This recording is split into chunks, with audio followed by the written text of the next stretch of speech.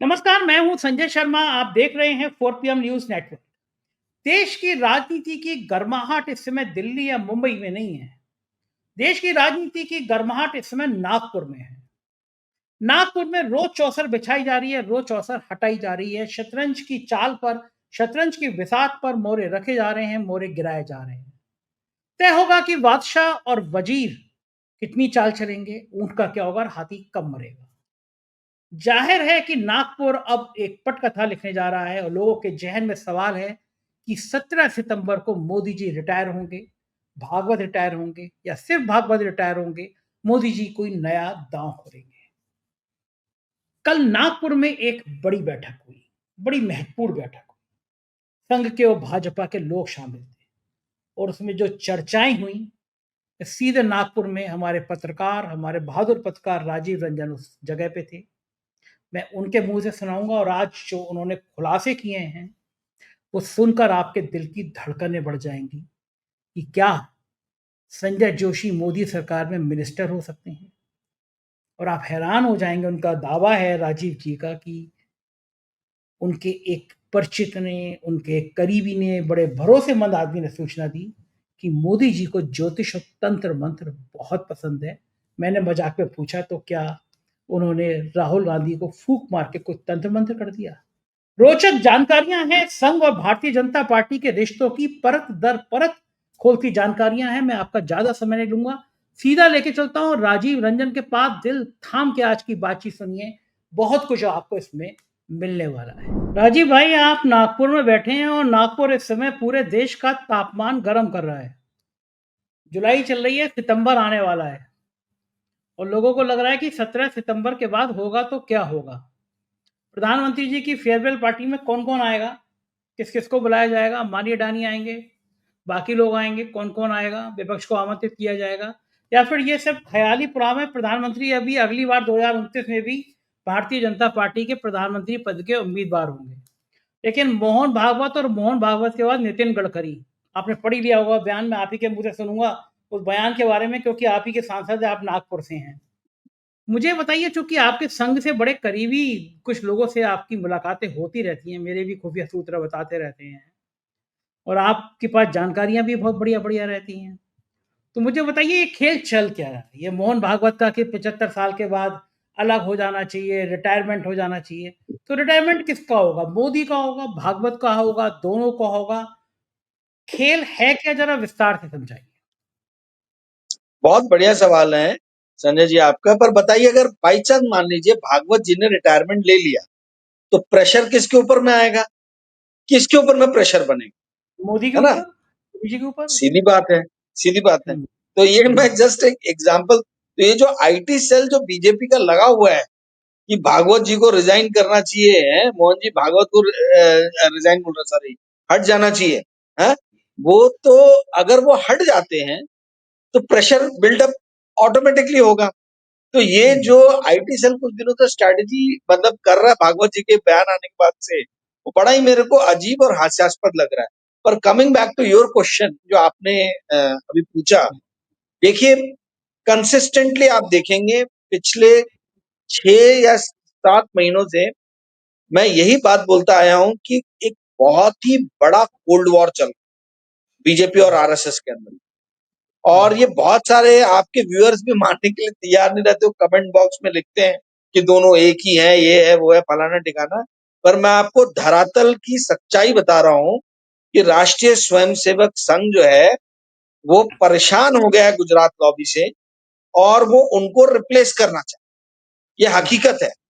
और हम्म, उसी के दरमियान आप इतने तरीके के अलग अलग स्टेटमेंट्स जो हैं पिछले कुछ महीनों से देख रहे हैं। इलेक्शन के रिजल्ट के बाद आप याद कीजिए, पहली बात तो इलेक्शन के दरमियान जेपी नड्डा जी का वो वक्तव्य सबको ध्यान होगा। उसके बाद मोहन जी भागवत ने एक बहुत ही महत्वपूर्ण बात कही। उन्होंने कहा था कि प्रतिस्पर्धा होनी अच्छी बात है, हम्म, परंतु प्रतिस्पर्धा के अंदर में किसी भी तरीके की अनैतिक चीजें नहीं होनी चाहिए। नहीं होनी चाहिए। प्रतिस्पर्धा नैतिकता के साथ जीतनी चाहिए। वो एक पहला प्रहार ठीक हाँ, है? उनको और उस पता है ना, उनको पता है कि गुजरात लॉबी का नैतिकता-वैतिकता से कोई मतलब नहीं है। एक नहीं दसियों दसियों कहानियाँ। हुँ, जी, तो इन्होंने काम भी कुछ ऐसे किए हैं जो I mean time to time हम लोग 4 पीएम के प्लेटफ़ॉर्म पे बात भी कर चुके हैं कि भाई कौन से ऐसी हरकतें या काम इन्होंने किए हैं विगत कुछ महीनों में या सालों में जो संघ को नहीं ठीक लगा। और उसके बाद जो है मतलब इनके बीच में दूरियां बढ़ती चली गई। बहुत बड़ी दूरी बढ़ने का एक कारण संजय जोशी जी भी हैं। आप बताइए 20 साल तक 2005 के बाद से वो आदमी राजनीति से दूर है। एक भी भारत के अंदर में आप राजनीतिज्ञ बता दीजिए किसी भी पार्टी का जो 20 साल से धुरी में रहने के बाद भी उन लोगों की सरकार रहने के बाद भी राजनीति में नहीं। और वो आदमी है जो राष्ट्रीय मतलब आप संगठन महामंत्री हुआ करता था जिसने लाल कृष्ण आडवाणी से रेजिग्नेशन लिया। 11 साल कांग्रेस सत्ता में नहीं रही है तो आप कांग्रेस के लीडर्स का हाल देखिए। आधे ज्यादा मतलब जो इंपॉर्टेंट है वो तो छोड़ छोड़ के भग गए। हुँ। पर ये व्यक्ति संजय जोशी जो अपनी आइडियोलॉजी पे टिका हुआ और अभी भी पार्टी के अंदर बना हुआ है, भले ही वो उस धुरी के अंदर नहीं आता, धुरी के बाहर है। तो मोहन जी भागवत का एक रिक्वेस्ट था, यदि वो एक्सेप्ट कर लिए रहते ये लोग तो बात शायद ज्यादा उतनी बढ़ती नहीं कि आप संजय जोशी को लेके आइए। परंतु क्या है, ना इनको सत्ता में भागीदारी देना है गुजरात लॉबी को और ना ही इनको संगठन में भागीदारी देना है। तो भाई सत्ता भी आप ही चलाओगे, सरकार भी आप ही चलाओगे और संगठन भी आप ही चलाओगे तो फिर क्या, फिर दूसरों के लिए कहाँ स्पेस है? दूसरों के लिए आप हुँ, कहाँ स्पेस छोड़ रहे हो? हुँ। भारतीय जनता पार्टी जो है वो चाल चरित्र और चेहरा की पार्टी है। तो आप जो अभी तक बात कर रहे थे। एक सेकंड, एक सेकंड, एक सेकंड, थोड़ा-सा संशोधन। आज मैं आपको टोक रहा हूँ, बार-बार मैं टोकता नहीं हूँ। जी। आपने कहा भारतीय जनता पार्टी चाल, चरित्र, चेहरा की पार्टी है। आप इसमें है की जगह थी कर दीजिए, क्योंकि हाँ। चाल, चरित्र, चेहरा की पार्टी थी। क्योंकि अब तो जी। जो वॉशिंग मशीन में गया, कूड़ा-करकट, हत्यारा, हाँ, बलात्कार, डकैत, स्मगलर, यूँ गया और शुर करके निकल के आया क्लीन। चाहे वो एक बिल्कुल भ्रष्टाचार के दलदल में फँसा हुआ आदमी, जिस पे इतने आरोप लगते थे, वो एक राज्य का मुख्यमंत्री बन जाता है। एक बयान आता है कि 80 लाख करोड़ का घोटाला करने वाले चक्की पी सिंह वो डिप्टी सीएम बन जाता है। तो चाल इस लाइन को इस तरह बोलिए कि बीजेपी चाल, चरित्र, चेहरा वाली पार्टी थी। सॉरी, जी, जी, अब आप आप एकदम सही बोल रहे हैं। ये अटल हुँ। बिहारी वाजपेयी वाली पार्टी नहीं है भारतीय जनता पार्टी। हाँ, और एक सेकंड संजय में जी कल आपको मैं आपको याद है आपको याद है हैं? मैं आज आपको मेरे को बार-बार टोकने का मैं अच्छा नहीं लगता लेकिन याद आ जाती हैं चीज़ें। अटल जी ने कहा था कि अगर ऐसी भ्रष्ट सत्ता मुझे मिल रही हो तो मैं उसको चिमटे से भी नहीं छूना पसंद करूँगा। ये अटल जी थे और बिल्कुल सही बात। ये मोदी जी हैं। जी। देखिए कल मैं संजय जी किसी एक पार्टी में बहुत बड़े पदाधिकारी फिर से फिर मिला। फिर फिर हाँ, मैं टोकूँगा। किसी एक जी। पार्टी में नहीं, नागपुर की चर्चित पार्टी में, जिसकी चर्चा बहुत बड़ी है। और वो पार्टी बड़ी महत्वपूर्ण है ना, मैं दर्शकों को बता नहीं सकता लेकिन मुझे तो पता ही तो जी। किसी एक ऐसा मत कहिए किसी एक में नहीं गए मैं थे। आप आपने जहाँ गए थे जहाँ आप गए थे वहाँ संघ, बीजेपी के धुरंधर थे, है ना? इतने भयंकर थे तो मैं अब ज़िक्र मैं ज़्यादा नहीं करूँगा लेकिन मैं हाँ, एक सोर्सेस रिवील नहीं करना चाहता, सोर्स मेरा रिवील ना हो जाए। क्योंकि हाँ क्या जी। है देखिए, आईबी इंटेलिजेंस ब्यूरो जो है वो मेरे पीछे तो हाथ धो के पड़ी है और इन लोगों अपने लोगों पे भी नजर रखे हुए। ठीक है, हुँ, हुँ। हमारे फोन भी टैप होते, सब टैप होते। मैंने अरे अपना मोबाइल नंबर जब पेगासस आया था, तो क्या जी। किसका नहीं था? संघ के प्रचारकों के भी टेप हुए थे। स्मृति सही ईरानी बात तक पेगासस पहुँचा था। तो है। हाँ, तो ऐसा नहीं है कि आप ही का टेप होगा, आप ही की गूंज उस पार्टी की भी गूंज पहुँच गई होगी दिल्ली दरबार तक जिसमें आप थे कल। सही बोल रहे हैं आप। तो मैं वही हुँ। बता रहा हूँ कि ये जो है अ, जो इनका मानना है वो ये है कि एक धुरी का कि संजय जी की वापसी हो रही है, संजय नहीं, जोशी जी कल उस की। पार्टी में आप जो बात कर रहे थे कि उस पार्टी में गई, उस पार्टी के अंदर की चर्चा थी। जी, जी, जी, जी। हुँ, तो उसमें सांकेतिक रूप से तो संकेत दे दिया गया है कि संजय जोशी की वापसी हो रही है, ऐसा वहां मुझे बताया गया। अब बात ये उठी है वहां पे मतलब जो बातचीत हुई उसका मैं आपको बता रहा हूँ। उसमें ये है कि क्या सरकार में आएंगे या संगठन में। हुँ, तो अभी बहुत जबरदस्त लेवल पे बार्गेनिंग चल रही है आरएसएस और बीजेपी के बीच में। ठीक है। और हुँ, एक इस तरीके से लेआउट निकाला गया है कि संजय जोशी जी को जो है सरकार में लेके आ जाया जाए, यदि संगठन आप अपने हाथ से जाने नहीं देना चाहते। अब उसके अंदर में फिर जो इनकी मेन जो मिनिस्ट्री है आप बीजेपी की, वो है एचआरडी मिनिस्ट्री। मैं उसी कहने के वाला था। थ्रू ये सारे विश्वविद्यालय, सारा ज्ञान, सारा हिस्ट्री, ज्योग्राफी जो भी है, सब उसी के थ्रू कंट्रोल होता है। आपको समझ में, आपको ये बात अच्छे से पता है। तो आरएसएस वो एचआरडी मिनिस्ट्री जो है उसके अंदर में जो है वो चाहता है कि भाई हमारा कोई व्यक्ति रहे। ठीक है, एचआरडी मिनिस्टर अभी है धर्मेंद्र प्रधान। तो या तो ऐसा हो कि धर्मेंद्र प्रधान आ जाए बीजेपी अध्यक्ष के रूप में और संजय जोशी जी की एंट्री हो जाए एज एन एचआरडी मिनिस्टर, या फिर ये भी संभावना है क्योंकि नरेंद्र मोदी कई बार इस चीज का ये कर चुके हैं, प्रयास कर चुके हैं कि शिवराज सिंह चौहान जो है वो अ, अध्यक्ष बन जाए, राष्ट्रीय अध्यक्ष बन। तो रूरल मिनिस्ट्री भी इनको चलती है, हो सकता है कि रूरल मिनिस्ट्री में इनको डाला जाए। पर कहने का अर्थ ये है कि कौन सी मिनिस्टर खाली होके बीजेपी का अगला अध्यक्ष बनता है, उससे डिपेंड करता है कि संजय जोशी को कौन सी मिनिस्ट्री मिलेगी। अब इस पे चल रही है, पर संगठन, आरएसएस चाहता है कि नहीं, संगठन हमें चाहिए। तो बहुत भयानक रूप से जो है ये इनके बीच में लॉबिंग चल रही है, बातचीत चल रही है। आप समझ लीजिए जो भी है चर्चाएं इनके बीच में, ये मुझे कल पता चला जो मैं आप लोगों के साथ शेयर कर रहा हूँ। Without revealing any name, reveal करना भी नहीं चाहिए, नहीं तो उन लोगों के लिए उनके संगठन में दिक्कतें परेशानियां हो जाए। ठीक है, ठीक बात। तो एक बात तो ये हुई। दूसरी चीज जो आप बोल रहे हैं, आपने प्रश्न में बोला नितिन गडकरी जी और मोहन जी भागवत के बारे में। देखिए मैंने बार बार इस आपके साथ चर्चा में यही बात कही है कि पूरे कैबिनेट में यदि एक आदमी में हिम्मत है, डेयरिंग है, दम है, तो वो है नितिन गडकरी। ठीक है, पर ये डेयरिंग, ये दम जो है ये संघ के बैकिंग पे है। गडकरी जी अकेले जो है अपने दम पे ये नहीं कर सकते। मैं एक छोटी सी कहानी आपको बताना चाहूंगा, संक्षेप में एकदम, बड़ी इंटरेस्टिंग कहानी है। देखिए क्या है, संजय जोशी जी का बर्थडे हमेशा दिल्ली में बनता है। तो 2017 में इनके जितने कार्यकर्ता थे नागपुर में, इन लोगों ने बोला कि इस बार जो बर्थडे है हम इनका बनाएंगे यहाँ नागपुर में बनाएंगे, दिल्ली में नहीं बनाएंगे। तो संजय जोशी जी से इन लोगों ने इजाजत लिया। संजय जोशी जी ने बोला ठीक है आप करो। 2018 की बात है शायद। तो बड़े धूमधाम से यहाँ पे इन लोगों ने होर्डिंग्स लगा दिया, ठीक है, और पत्रिकाएं बांटने लगे, इनविटेशन कार्ड। और उसमें इन्होंने नितिन गडकरी को एज ए चीफ गेस्ट जो है वो बुलाने का वो किया। जब गडकरी साहब के पास गए तो उन्होंने बोला अरे दिमाग खराब हो गया तुम लोग का, इतने बड़े लेवल पे मत करो, छोटे लेवल पे करो। छोटे लेवल पे प्रोग्राम करो, दिल्ली तक नहीं जाना चाहिए ये मैसेज। तो उसके बाद भी जो है उन लोगों ने पत्रिका बांटी, होर्डिंग वोर्डिंग बांटी। तो एक बार फिर बुलाया गडकरी जी ने कि ये क्या है, ये तुम ये पत्रिका क्यों बांट रहे हो, ये आईबी वाईबी जो है सब पत्रिका लेके पहुंच जाएंगे। बोला खत्म करो, कार्यक्रम नहीं होना चाहिए, या फिर से छोटे दर्जे पे करो। और उसमें हुआ, गेस्ट किसको बुला रहे थे, मांगो वैद्य, आरएसएस के मतलब एकदम टॉप क्लास फंक्शनरी, ठीक है, एकदम टॉप पे बैठे हुए।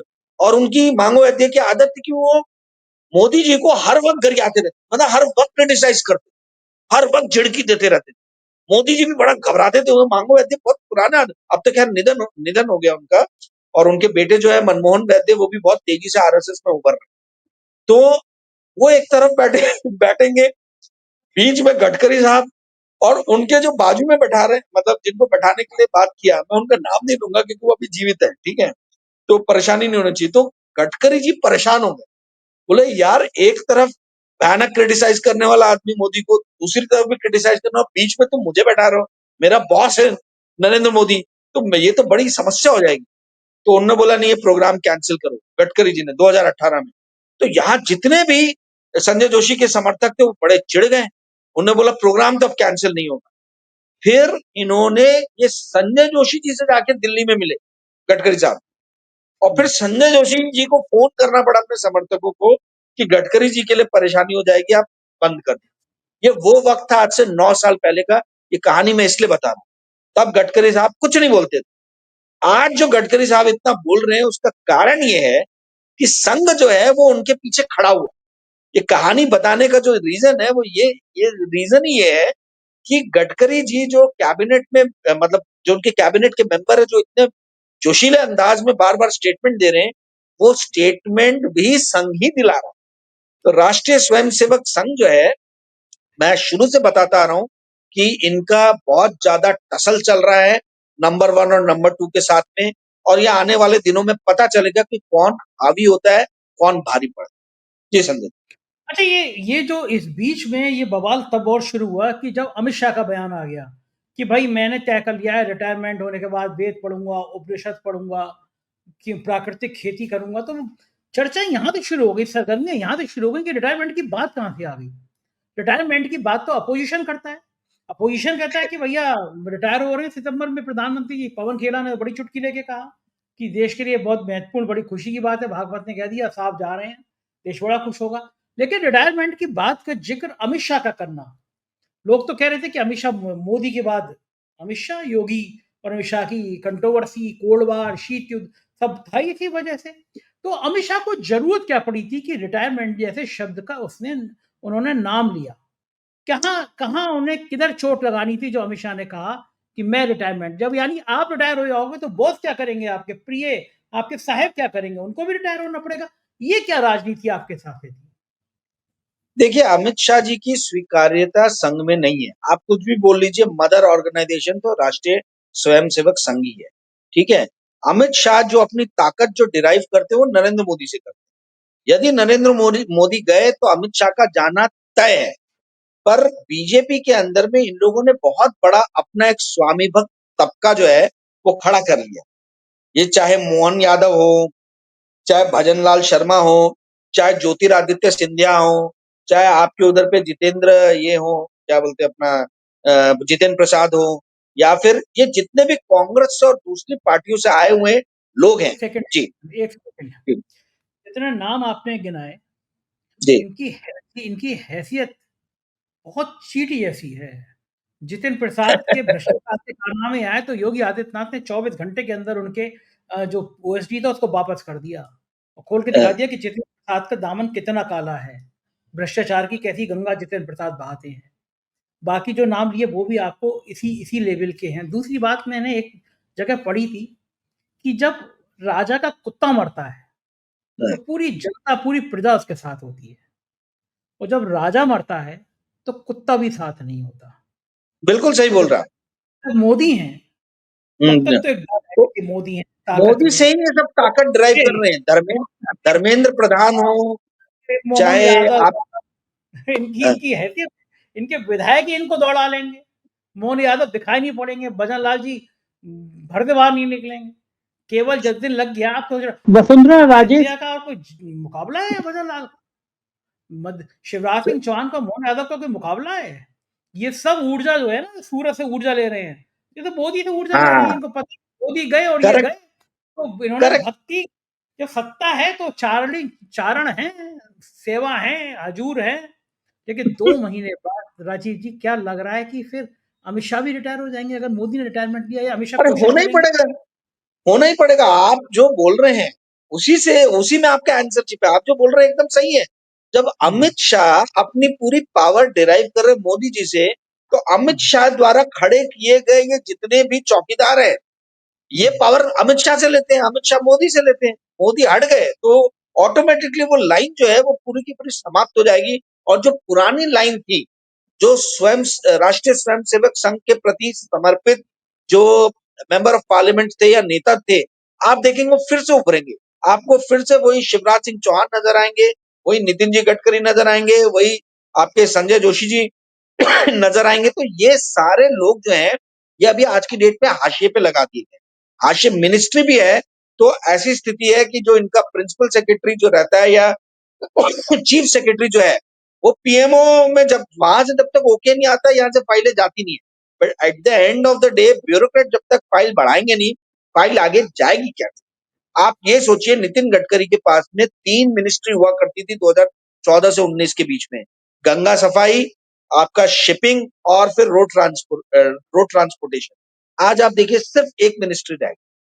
संजय जोशी बाहर हैं, शिवराज सिंह चौहान चीफ मिनिस्टर थे, केंद्र में ला दिए गए हैं, अंगूठे के नीचे दबा के रखा गया है।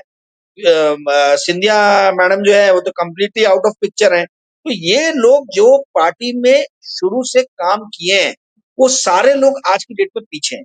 ये सारे के सारे लोग जो है ये वापसी मारेंगे, सब इंतजार कर रहे हैं सितंबर का।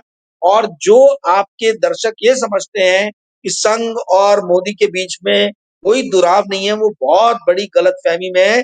संघ जो है वो आज की डेट में सबसे बड़ा ऑपोजिशन पार्टी है नरेंद्र मोदी का। आप इस बात को समझ लीजिए। ना नहीं कांग्रेस आपको है, ना कम्युनिस्ट पार्टी है, ना आम आदमी पार्टी है, कोई नहीं है। नरेंद्र मोदी का आज की डेट में यदि कोई सबसे बड़ा अपोजिशन पार्टी अपोज कर रहा है तो वो है राष्ट्रीय स्वयंसेवक संघ। और राष्ट्रीय स्वयंसेवक संघ का कैबिनेट में जो सबसे स्ट्रांग चेहरा है वो है नितिन गडकरी। और संगठन के अंदर में जो सबसे ज्यादा स्ट्रांग व्यक्ति है वो है संजय जोशी। आपको जान के आश्चर्य होगा संजय जी, कम से कम 20 अलग अलग राज्यों में, बड़े राज्यों में संजय जोशी मित्र परिवार नाम से लोग चला रहे हैं संगठन। और वो संगठन इतने बड़े हैं, उसमें हजारों लोग मेंबर हैं।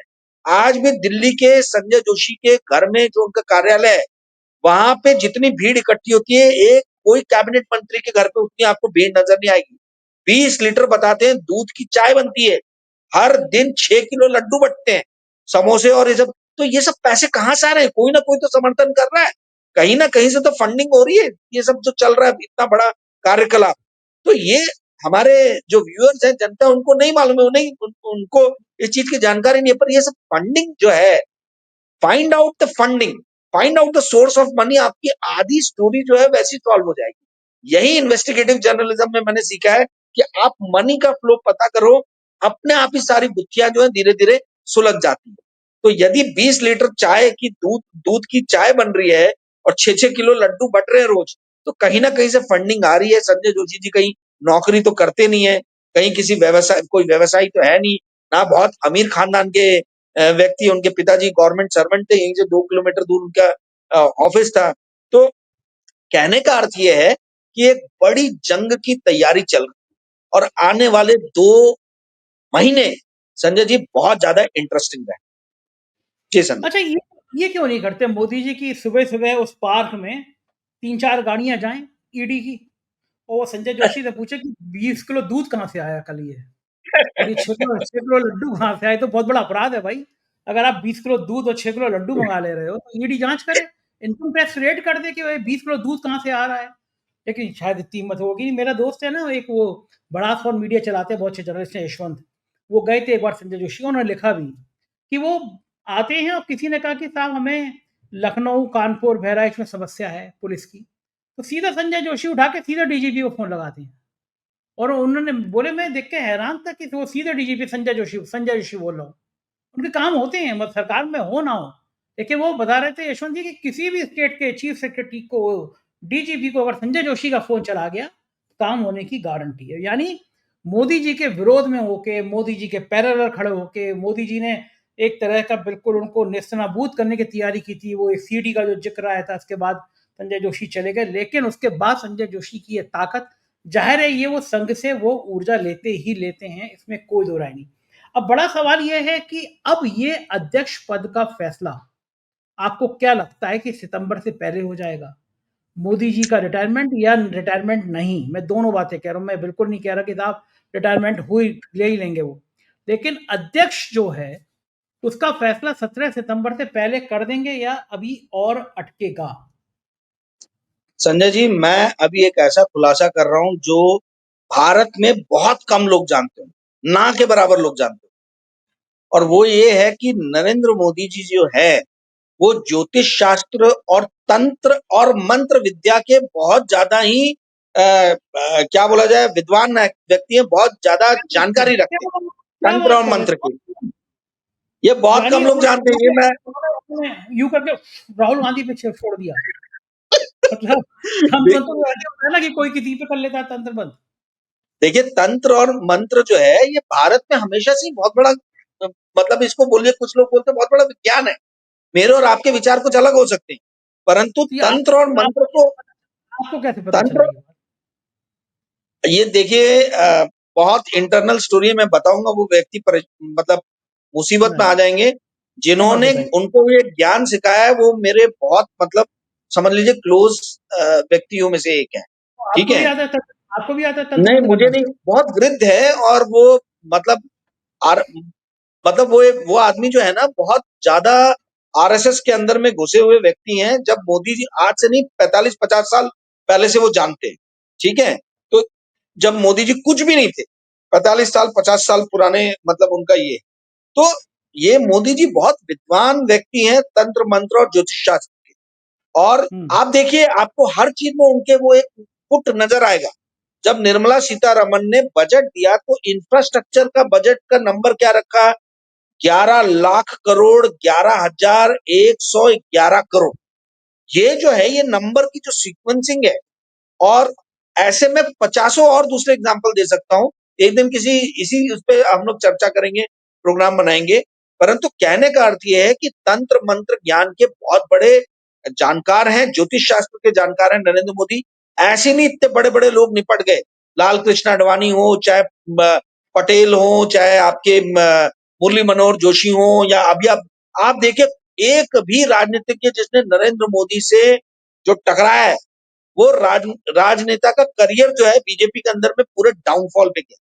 एक भी नेता नहीं बचा। वो संजय क्या किया जोशी हो, जी हाँ? ने क्या किया, चाय में बहू डाल के पिला दी होगी उनको, क्या किया होगा? नहीं, वैसा बबूत या ये तो नहीं डाला होगा, पर मेरा ये कहना है कि नरेंद्र मोदी अरे पूरी अरे मुझे याद आया, तभी उन्होंने कहा था कि बाबा बागेश्वर मेरे छोटे भाई हैं, इसीलिए हम लोग वही पर्ची निकालते हैं तंत्र मंत्र वाली। ओहो, इसीलिए कहा होगा उन्होंने, याद आ गया मुझे। तो नरेंद्र मोदी जी जो है, मुझे बताने वाले व्यक्ति ने बताया कि वो डेट्स को बहुत ध्यान में रखते हैं। चूंकि आपने डेट के ऊपर में बात की कि सितंबर के पहले हो जाएगा नहीं होगा, तो उनका ऐसा कहना था कि भैया 13 जुलाई की दोपहर तक तो किसी भी तरीके से जो ग्रह हैं, नक्षत्र जो हैं, वो बनते नहीं है बीजेपी अध्यक्ष के लिए। अब वो बोले वो सोचना चालू करेंगे कि भैया किसको बनाना है किसको नहीं बनाना है, क्योंकि आज की डेट में बहुत कंफर्टेबल पोजीशन पे है।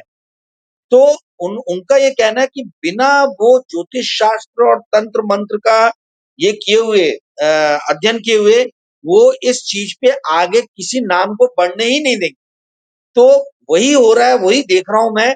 और ये बहुत कम अच्छे अच्छे नेता जो उनके करीबी हैं उनको नहीं मालूम है कि नरेंद्र मोदी बहुत बड़े ज्ञाता है, बहुत बड़े विद्वान हैं ज्योतिष शास्त्र और तंत्र और मंत्र ज्ञान। तो बराबर। तांत्रिक, मुझे आश्चर्य नहीं होगा कि नरेंद्र मोदी जी रिटायरमेंट के बाद में, जैसे अमित शाह बोल रहे हैं कि मैं उपनिषद पढ़ूंगा, वेद पढ़ूंगा, नरेंद्र मोदी जी शायद कोई तंत्र मंत्र यूनिवर्सिटी जो है उसके तांत्रिक यूनिवर्सिटी जो है उसको बनाने में, ज्योतिष शास्त्र की यूनिवर्सिटी बनाने में अपना ध्यान कहीं केंद्रित ना करें। मुझे ऐसा लग रहा है इसकी बहुत ज्यादा और संभावना है। फिर उसका नाम होगा मोदी जी का काला जादू। बहुत-बहुत शुक्रिया राजीव भाई, इतनी मजेदार बातें करने के लिए। Thank you. तो ये थे राजीव रंजन जी, पूरी बातचीत सुनी। आप भी दहल गए होंगे आज की बातें सुन के कि क्या-क्या राजनीति में होता है, संघ और भाजपा में क्या-क्या चल रहा है। आपको बातचीत पसंद आई होगी तो फिर तुरंत चैनल को जॉइन और सब्सक्राइब करिए, अपने दोस्तों को भेजिए, बताइएगा कैसी लगी बातचीत। शुक्रिया, थैंक यू।